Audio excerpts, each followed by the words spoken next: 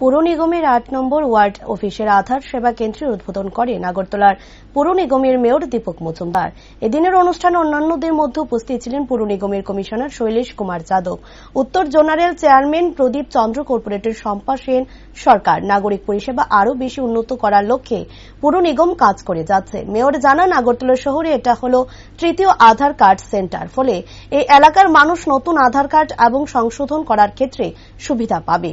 Mayor পুর নিগমের কমিশনারের উদ্দেশ্যে বলেন, প্রতিটি জোনালে একটি করে যেন আধার কার্ড করার সেন্টার করা হয়। মেয়র দীপক মজুমদার বলেন, সমস্ত নাগরিক পরিষেবা দেওয়ার ক্ষেত্রে যেভাবে পুর নিগম কাজ করে যাচ্ছে, তার পাশাপাশি আধার সেন্টার একটা নতুন কর্মসূচি যুক্ত হল।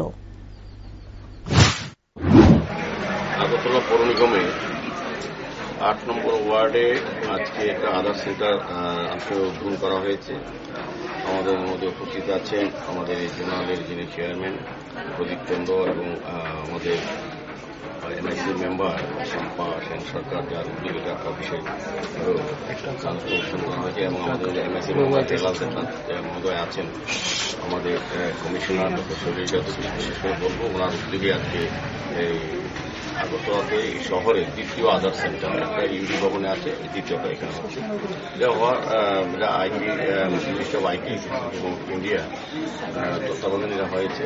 এটা হওয়া থেকে হচ্ছে এই এলাকার মানুষ আধার কার্ড করার নতুন করার ক্ষেত্রে কিংবা কোনো কারেকশন করার ক্ষেত্রে বায়োমেট্রিক কোনো ব্যবস্থাপনার সমস্ত দ্রুত ইউডি ভবনে যেতে হতো।